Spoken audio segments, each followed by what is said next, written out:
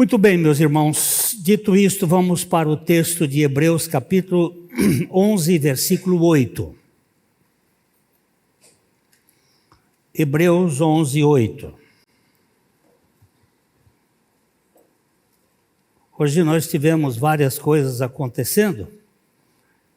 O tempo foi comido, mas eu não vou parar.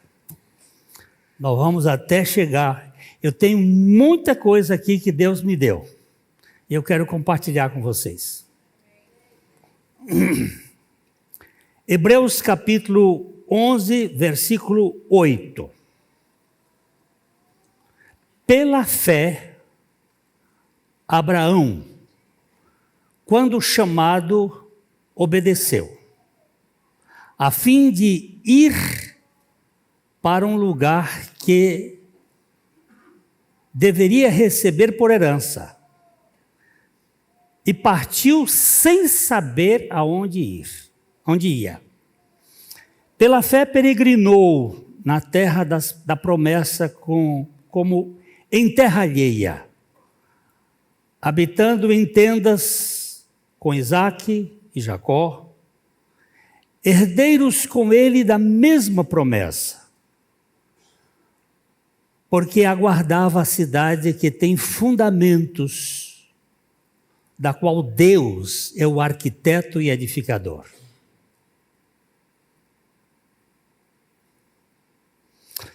Nosso Pai querido, como é precioso saber que quando o Senhor fala, os teus te ouvem. Quando o Senhor fala, os mortos se levantam. E nesta noite, nós queremos pedir ao Senhor que fale pela tua palavra e pelo teu Espírito. No nome de Jesus. Amém. Meus irmãos, eu li esse texto de Hebreus, mas eu não vou ficar no texto de Hebreus. Ele é só o pano de fundo de hoje. Depois nós vamos voltar para este homem, que é um pilar. Eu não gosto da palavra herói, dizer que são os heróis da fé. Se é que há, alguns chamam de Abraão como o pai da fé, mas eu também não estou na mesma categoria destes. Se é que há um pai, esse pai foi Abel. Porque a Bíblia menciona como primeiro a ter essa expressão de fé, como Abel. Se tem um avô da fé, esse avô foi Enoque. E se tem um bisavô, esse bisavô foi Noé. Porque estes são as pessoas que são definidas na Bíblia como homens de fé. E se há um bisavô, esse bisavô é Abraão. Ele é o quarto da citação dos peregrinos da fé. E nós vamos começar olhando o chamado de Abraão. E vamos lá para Gênesis capítulo 12. Gênesis 12. E vamos ler os versículos de 1 a 9. Gênesis 12, de 1 a 9. Ora, disse o Senhor a Abrão. Ele ainda não era Abraão. Sai da tua terra, da tua parentela, da casa de teu pai, e vai para a terra que te mostrarei. De ti farei uma grande nação, e te abençoarei, e te engrandecerei o nome. Se tu uma bênção, abençoarei os que te abençoarem, amaldiçoarei os que te amaldiçoarem. Em ti serão benditas todas as famílias da terra. E partiu, pois, Abrão, como lhe ordenara o Senhor, e Ló foi com ele. Tinha Abrão 75 anos quando saiu de Harã. Levou Abrão consigo a Sarai, sua mulher, e a Ló, filho do seu irmão, e a todos os bens que haviam adquirido, e as pessoas que lhe acresceram em Harã, e partiram para a terra de Canaã, e lá chegaram. Atravessou Abrão a terra até Siquém, até ao carvalho de Moré. Nesse tempo, os cananeus habitavam essa terra. Apareceu o Senhor a Abrão e lhe disse: darei à tua descendência esta terra. Ali edificou Abrão um altar ao Senhor que lhe aparecera. Passando dali para o monte ao oriente de Betel, armou a sua tenda, ficando Betel ao ocidente e Ai ao oriente. Ali edificou um altar ao Senhor e invocou o nome do Senhor. Depois seguiu Abraão dali, indo para o Neguebe. Até aqui nós vamos olhar esse texto, a história de Abraão, que marca o ponto crucial do plano redentor. Em Gênesis, Deus o chama para sair da sua terra e confiar nas promessas aparentemente impossíveis.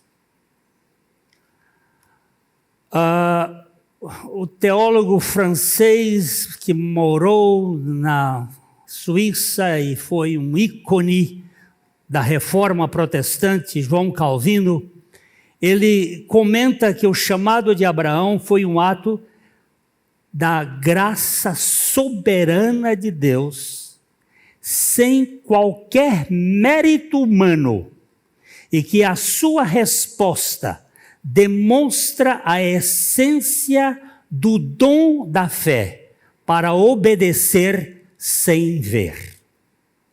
Olha aqui, frase completa.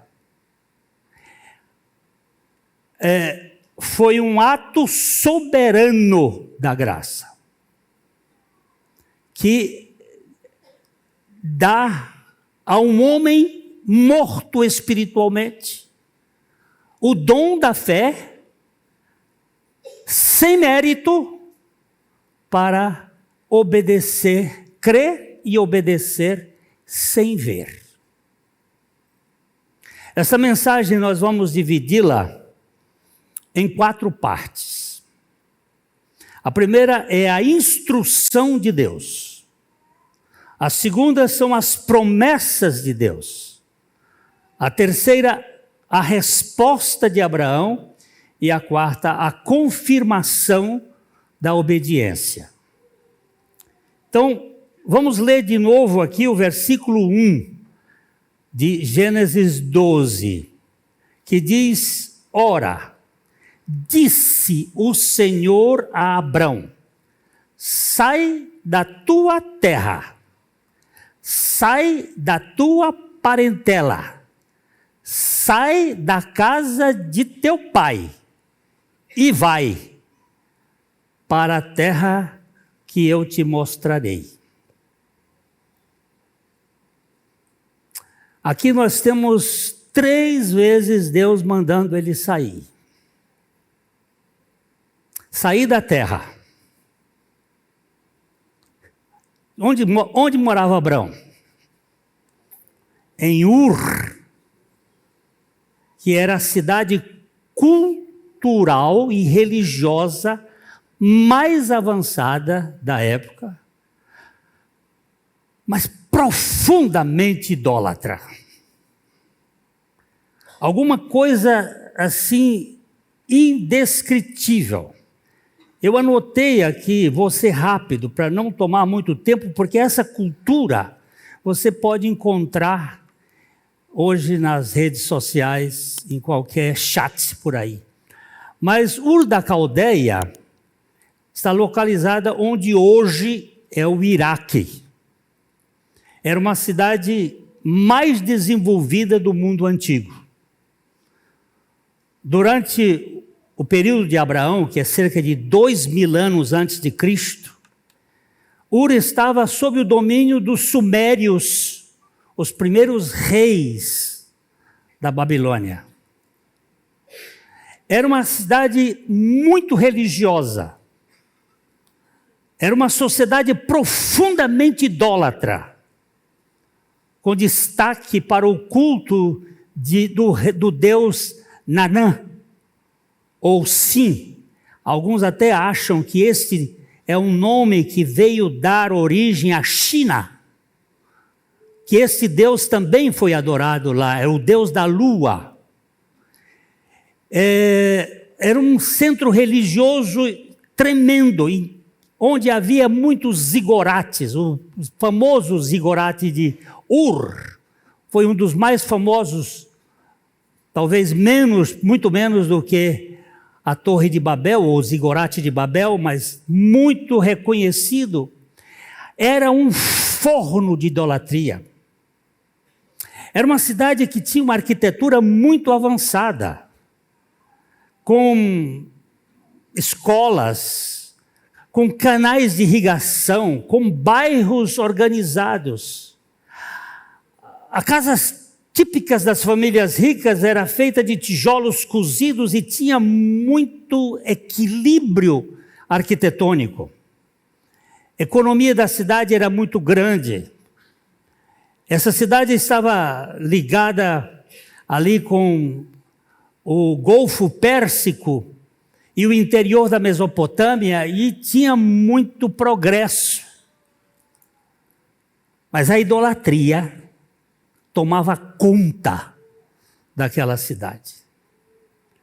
E a primeira coisa que Deus disse: sai. Sai da tua cultura. Sai da tua terra. O Dr. Martyn Lloyd-Jones observa que a fé verdadeira muitas vezes exige um rompimento com o passado e um afastamento do ambiente pecaminoso ou da nossa segurança pessoal. Sai. Depois ele diz: sai da tua parentela. Abraão deveria confiar somente em Deus, não nas tradições de sua família, que era idólatra e só adorava deuses. O livro de Josué, capítulo 24, verso 2, diz assim: então Josué disse a todo o povo: assim diz o Senhor, Deus de Israel, antigamente vossos pais, Terá, pai de Abraão, e Naor, habitaram da além do Eufrates e serviam a outros deuses. Era um povo idólatra. E você sabe que a coisa que Deus mais abomina é a idolatria. Porque a idolatria é você botar um nonada, um vácuo, o vazio, o nada diante do Senhor, acima do Senhor. E ídolo não é só de concreto, não é só de pau e pedra e ouro. Ídolos de ideias, de pensamentos, de sentimentos. Sai da tua terra e sai da tua família. Sai da tua parentela. E depois ele vai e diz, sai da casa do teu pai. Hoje em dia, os adolescentes, como o pastor Maurício esteve se referindo aqui, adolescentes de 30 anos, tem muito mais, tem adolescentes de 60, de 70, que ainda vive às custas dos seus pais, dependendo. Não se emancipam. Ele diz, sai. Sai desse ambiente. Isso simboliza total dependência de Deus, sem confiar em segurança humana. John MacArthur destaca que Deus não explica todos os detalhes de imediato, porque a fé genuína envolve confiança no caráter de Deus, não em informações completas. Ele não vai colocar detalhes para dizer assim, olha, eu já percebi que Deus não gosta de GPS. Ele não dá mapa para você andar. Ele disse, vem comigo, anda comigo, eu vou ser o seu guia. E nós queremos ter uma coisa bem formal. Eu tenho um comandante hoje aqui dentro desse auditório, ele sabe o que eu vou dizer. Hoje em dia todo mundo pilota avião com os instrumentos, mas ele que foi piloto do olho, que não estava com coisas dirigindo, era muito mais emocionante, não é isso, comandante? Hoje o avião vai sozinho. E Deus diz assim, eu quero você viajando comigo, eu vou conduzir o voo, eu vou conduzir a sua caminhada, sai comigo. Quando Deus nos chama, muitas vezes, Ele nos pede para deixarmos algo. Quem sabe? Um pecado de estimação, um conforto, uma mentalidade mundana, a dependência da família, sai. Agora a pergunta que eu faço, você está disposto a sair? Agora é para nós. Porque ele disse a Abraão, sai. Então, a primeira parte aqui que nós vimos é a instrução de Deus, mandando sair. O chamado implica em sair. Igreja é isto, sai, chamada para fora. Igreja é tirada do útero do mundo para a intimidade com Deus. Sai. A segunda questão são as promessas. Vamos ver os versículos 2 e 3. Gênesis 12, 2 e 3. E te farei, depois que ele diz, olha, depois que ele mostra aqui, ó, sai, e vai para uma terra que te mostrarei. Esse vai aí é ele conduzindo. Agora ele diz, e te farei uma grande nação, e te abençoarei, e te engrandecerei o nome. E aí vem uma afirmação categórica, sê tu uma bênção. E abençoarei os que te abençoarem, e amaldiçoarei os que te amaldiçoarem, e em ti serão benditas todas as famílias da terra. Olha, eu ganhei um prêmio aqui.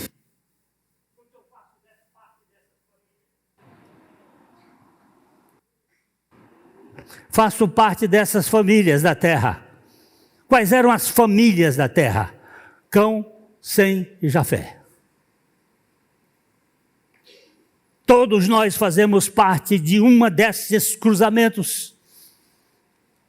E essa bênção foi determinada para ser uma bênção a todas as famílias da terra. Porque em todas as famílias da terra, Deus tem os seus escolhidos.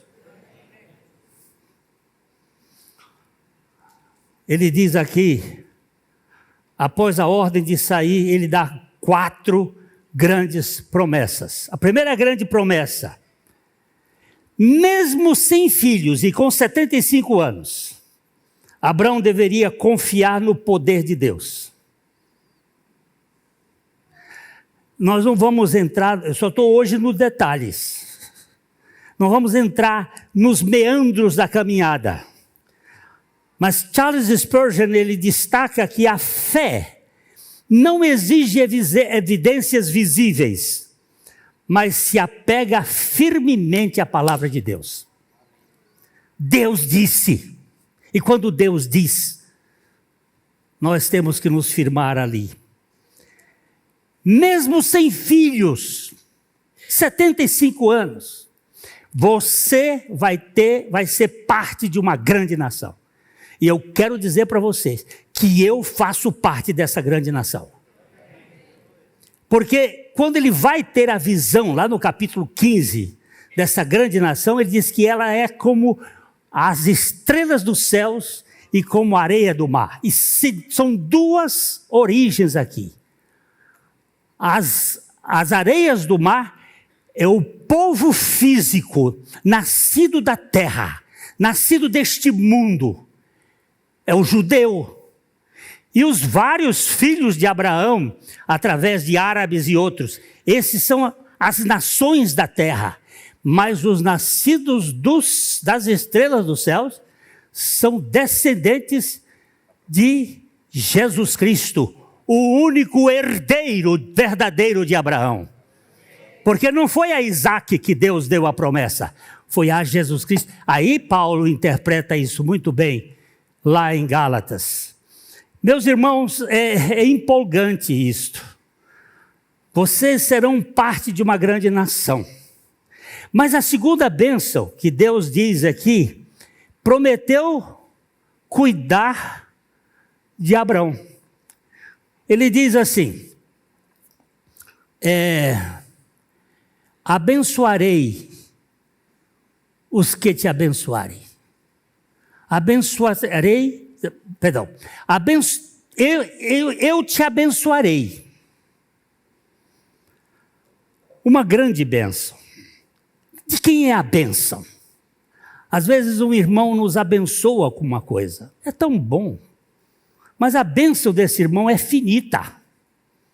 A bênção desse irmão é pequena.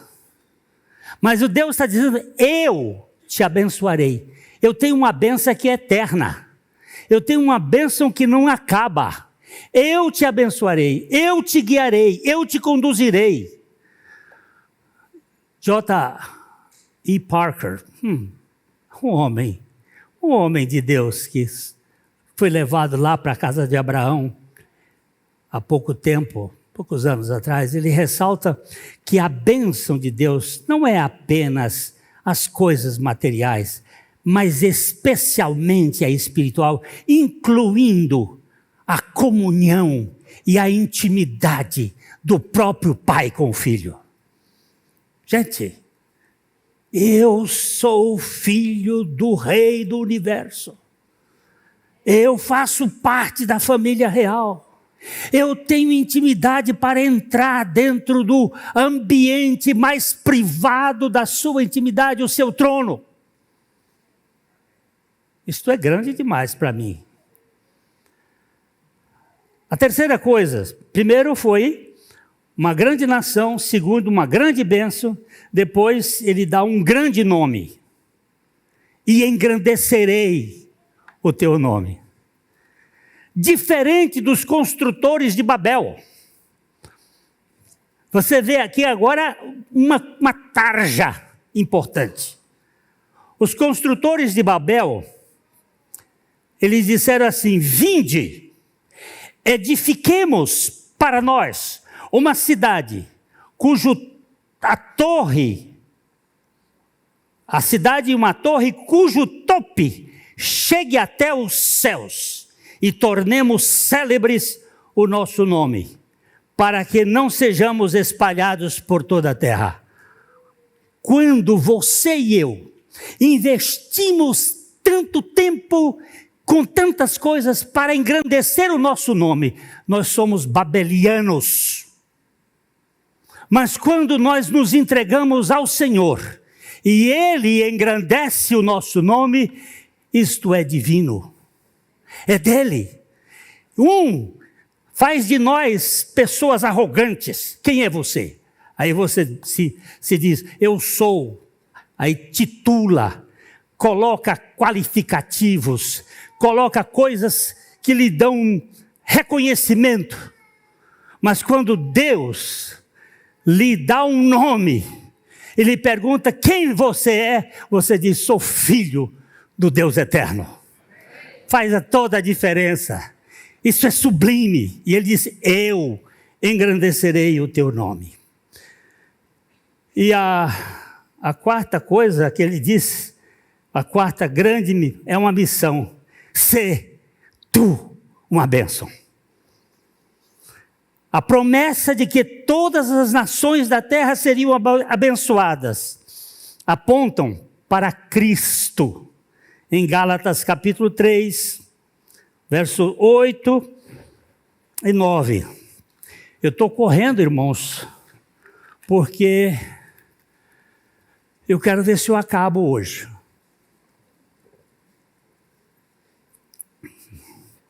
Essa parte, porque depois a gente vai voltar para Abraão ainda, para vermos os 4 altares de Abraão na nossa vida, que é preciosíssimo, para a gente ver o que é esse Deus de detalhes, um Deus que está pegando as coisas minúsculas para torná-las grandíssimas.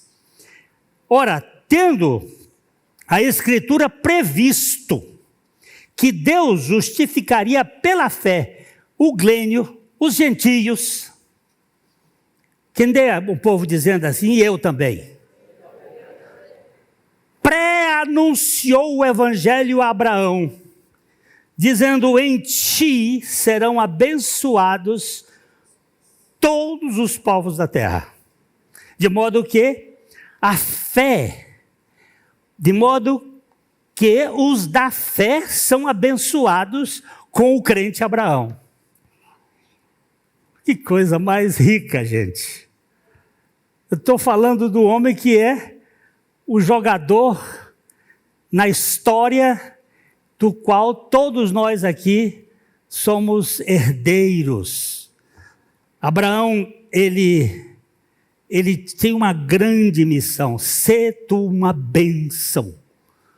Neste mundo caótico, nesse mundo confuso, nós, herdeiros de Abraão, por meio de Jesus Cristo, temos uma missão na proclamação desse evangelho que pode mudar as pessoas.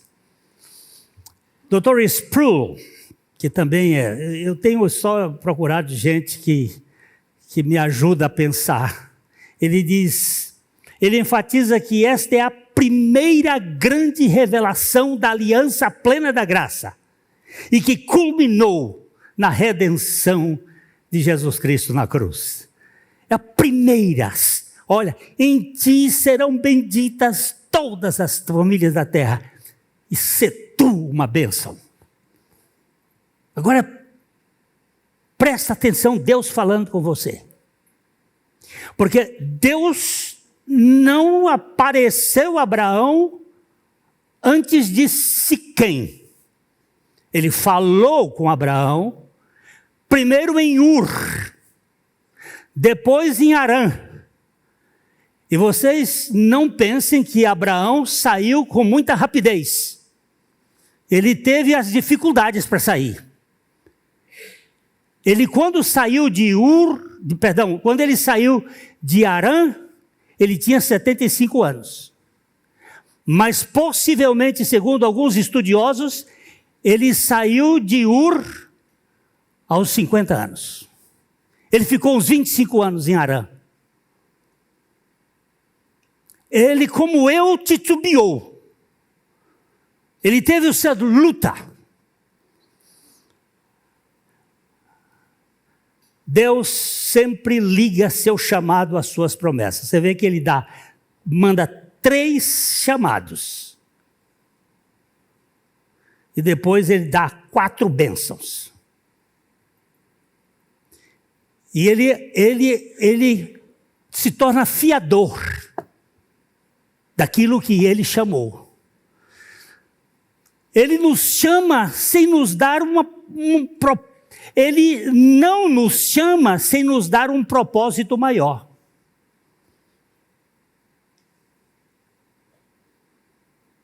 Eu estava falando com os arautos essa semana. Quando Deus nos chama, Ele nos capacita. E quando Ele nos chama e nos capacita, Ele nos sustenta. Ele nos mantém.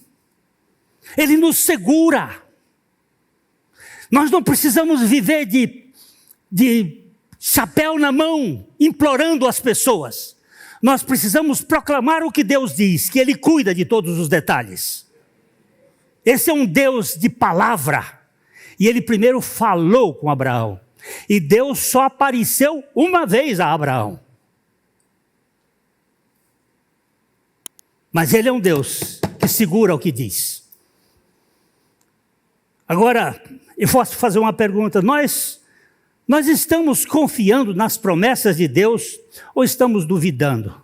O estudo hoje do Fernando Rocha foi empolgante. Me mexeu.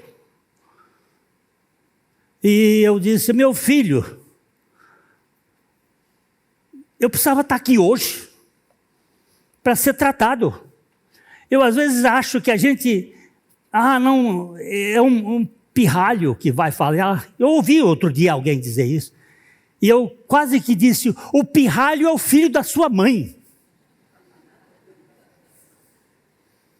Que não lhe criou com a condição de fazer julgamento. Deus tem usado tantas pessoas jovens para a glória dele. Nós estamos confiando nas promessas de Deus? Então, primeira coisa foi a instrução de Deus. Chama para sair. A segunda coisa é as promessas de Deus. Chama para crer. Chamou para crer. Você tem que crer. Não fique aí. Mas quando Deus me der fé, se Ele lhe chamou, porque Ele já lhe deu fé. Ele não chama para não dar fé. A terceira questão aqui é a resposta de Abraão.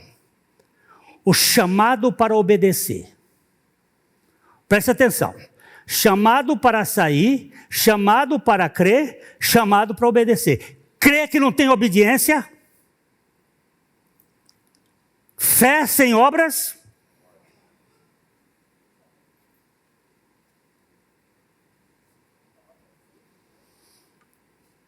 Aqui vemos 3 aspectos da resposta de Abraão. Vamos ler os versículos 4 e 5 de Gênesis 12. Partiu, pois, Abraão, como lhe ordenara o Senhor. E Ló foi com ele. E tinha Abraão 75 anos quando saiu de Harã. Levou Abraão consigo a Sarai, sua mulher, e a Ló, filho do seu irmão, e todos os bens que haviam adquirido e as pessoas que lhe acrescentaram em Harã. E partiram para a terra de Canaã e lá chegaram. Então eu queria aqui olhar esses três aspectos da resposta de Abraão. Ele foi sem saber para onde ir. Porque nós lemos no capítulo 11 de Hebreus que ele partiu sem saber para onde ia.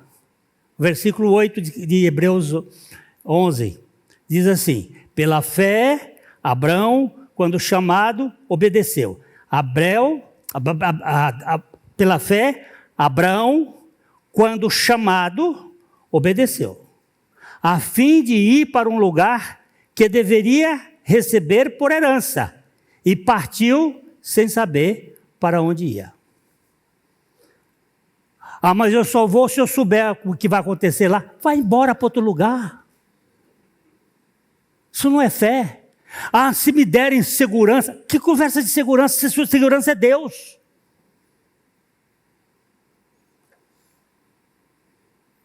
Deus não revelou o destino imediato.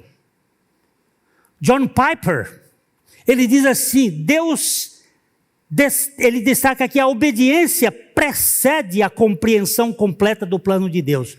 Deus não vai dar informações para nós, Ele vai mandar que nós façamos. E pronto. Segunda coisa que eu vejo aqui é que ele levou sua família. O pastor, comentarista bíblico do século XVI, Matthew Henry, ele observou que, ao obedecer, Abraão influenciou sua família, seus servos, e seguiram a Deus. Ele disse, olha, eu vou. E levou tudo. Não deixou nada. Ele partiu quebrando a ponte. Não tem retorno. Eu tenho um Deus que me dirige. Ele partiu com tudo que tinha. Isso mostra um compromisso total, sem planos de retorno. O doutor, esse pastorzinho aqui ele futuca meu coração, A.W. Pink, ele disse, a fé genuína se manifesta na disposição de abandonar tudo por Cristo. De abandonar tudo por Cristo. Assim eu vou, mas eu acho que nós vamos comentar para ir para frente, o equívoco de Abraão foi ter levado aquele pivete, aquele sobrinho, que era um menino ganancioso. Você sabe que andar com ganancioso é insuportável. Estava falando com Fernando Prison que os miseráveis são impossíveis de se conviver com eles. Os avarentos, eles só pensam no aqui e agora. E é insuportável conviver com gente avarenta. Só tem os olhos no poder do dinheiro, da riqueza. A obediência verdadeira ocorre imediatamente, sem reservas e com entrega total. E a pergunta que eu faço, estamos obedecendo? Glênio, você está obedecendo? As minhas madrugadas, quando Deus fala comigo, que apego você está fazendo?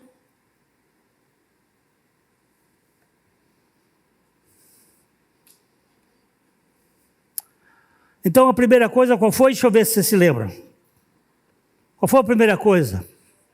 O chamado para sair. A segunda, o chamado para crer. O terceiro, o chamado para obedecer. Por favor. Esse aqui é o chamado para... Primeiro, chamado para... Esse grupo aqui é o do sair. Chamado para... Sair. Sair de onde? Da terra, da família do pai, do parentela, de tudo que nos amarra. O segundo chamado é chamado para crer. Chamado para crer. Chamado para crer. Vocês não vão esquecer esse sermão. E esse aqui é o chamado para obedecer. Chamado para obedecer. Aqui é? Aqui é? Aqui é? Obedecer. Sair, crer e obedecer. Sair, arrependimento, crer, fé, obedecer, vida. Para frente. Foi isso que Jesus veio fazer aqui. Tirar o homem de um lixo, de um mundo caótico e nos colocar no reino celestial do seu Pai. Agora tem umas confirmações, ou a confirmação da obediência de Abraão. Vamos ler os versículos 6 a 9. 6 a 9. Diz assim: atravessou. Isso aqui significa hebreu. Atravessou. Atravessou Abraão a terra até Siquém. Atravessou o Jordão. Atravessou para ir até Siquém, até ao carvalho de Moré. Nesse tempo, os cananeus habitavam na terra. Apareceu o Senhor. Aqui é a única vez que a Bíblia diz que Deus apareceu. A primeira é a palavra. A segunda é Cristo. A presença do aparecimento, a teofania. Cristo apareceu. O Pai falou, Cristo apareceu. Apareceu o Senhor, ele disse: darei à tua descendência essa terra. Ali edificou Abrão um altar ao Senhor que lhe aparecera.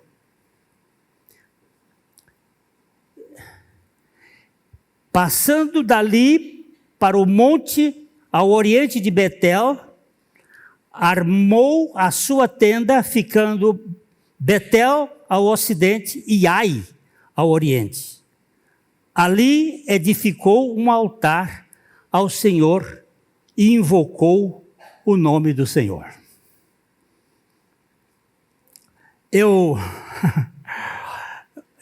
Aqui vemos coisas interessantes. Após a jornada, Deus confirma as suas promessas e a resposta de Abraão é, primeiro, construir um altar. Isso simboliza adoração e submissão. Eu quero voltar aqui com os irmãos para falar dos 4 altares de Abraão. O altar de Siquém, o altar de Betel, o altar de Hebron e o altar de Moriá. Eles falam exatamente do que é o caminho da vida cristã. São 4 pontos importantíssimos na nossa caminhada espiritual. Invocou, ele construiu um altar. A W. Tozer diz que o verdadeiro crente não apenas obedece, mas adora no processo. O processo é de adoração. O que marca uma fé verdadeira é o espírito de adoração. O verdadeiro filho de Deus não apenas crê e obedece, mas adora. Adora o Senhor que comanda todo o universo. A segunda coisa que ele fez foi invocar o nome do Senhor. Abraão não se esconde, mas proclama a sua fé em Deus por meio de um povo pagão. Ele foi demonstrar. Ele saiu da cultura do paganismo, ele saiu do laboratório do inferno, da idolatria, e agora vem, mas ele traz uma coisa que é importante. Deus precisa ser adorado acima de todas as coisas. Um teólogo holandês, Herman Bavinck, ele diz: a vida cristã começa com a obediência, mas deve levar à adoração. Se não chegou à adoração, está faltando alguma coisa.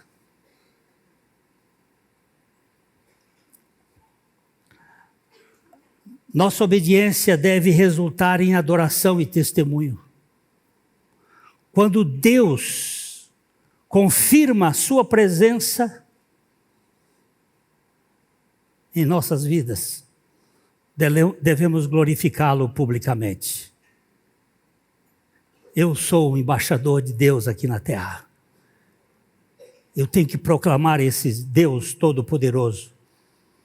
Eu só vou citar a passagem, porque depois eu quero voltar em outro dia, quando ele diz que ele, aqui nesse versículo 8, passando dali para o monte ao oriente de Betel, armou a sua tenda, ficando Betel ao ocidente e Ai ao oriente. Ali edificou um altar ao Senhor e invocou o nome do Senhor. Esse é o segundo altar. E nós vamos trabalhar isso um pouquinho mais para o crescimento da nossa fé. Esse altar aqui, ele está mostrando que Betel está ao oriente e Ai está ao ocidente.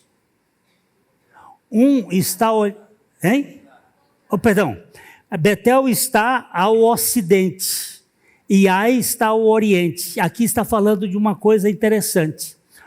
O mundo, desde que o homem saiu do jardim do Éden, ele procura o oriente. Todas as filosofias anticrísticas são procedentes do oriente. Dê um estudo. Estude Madame Blavatsky, Alice Bailey, e esse povo que trabalha com os poderes kundalínicos, tudo vem do Oriente. Hoje as igrejas evangélicas estão cheias de poderes latentes das forças do Oriente. E o Ocidente é o ocaso, é o lugar da morte, é onde o sol dorme. Isso aqui é a trajetória daquilo que a potência humana tem que chegar ao seu fim. A casa de Deus é o lugar da morte, mas é o lugar da vida.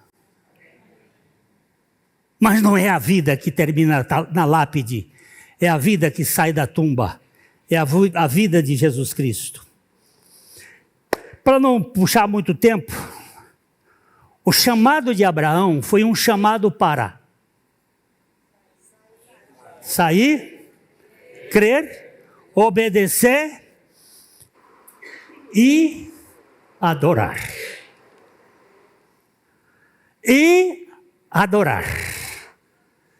Qual é a coisa mais importante que você pode fazer aqui nesse planeta Terra? Adorar ao Senhor.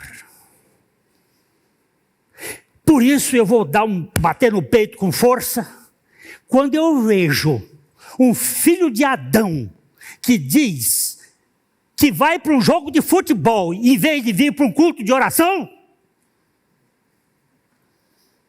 eu tenho que dizer, você precisa nascer de novo.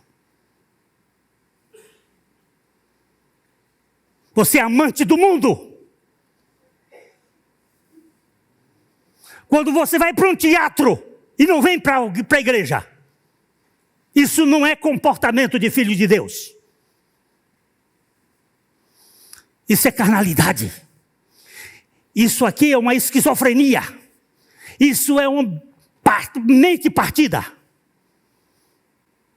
Não me importa se você zangou, porque o inferno é o lugar dos zangados. Mas ou você olha para o que a palavra de Deus diz, ou então vai se perder eternamente. Qual é o primeiro? Qual é o segundo? Qual é o terceiro? Qual é o quarto? Senhor, Deus procura adoradores que o adorem em espírito e em verdade. Faze de mim um adorador. Torna-me um adorador. Irmãos, o que Deus está pedindo para deixar? O apóstolo João diz: não ameis o mundo, nem as coisas que há no mundo. Se alguém amar o mundo, o amor do Pai não está nele. Porque tudo que há no mundo, a concupiscência da carne, a concupiscência dos olhos, a soberba da vida, não procede do Pai, mas procede do mundo. Ora, o mundo passa, bem como a sua concupiscência. Aquele, porém, que faz a vontade de Deus, permanece eternamente. Está pedindo para deixar o mundo. Senhor, eu tenho tanto prazer, tantas coisas do mundo que eu tenho prazer. Eu gosto de tantas coisas deste mundo, mas eu quero que o Senhor me dê graça para eu me desligar deste mundo. Dr. Shedd, antes de morrer, ele disse uma frase que me chamou a atenção. Ele disse: Deus está me desmamando deste mundo. Ele está me tirando os prazeres deste mundo. Enquanto nós vivermos neste mundo, como Jesus disse, Pai, não os tires daqui, mas os livres do mal. Segunda coisa que nós precisamos, estamos confiando nas promessas de Deus, mesmo sem ver. Nós estamos confiando que a palavra de Deus é a verdade. A terceira coisa, nossa obediência é total ou condicional?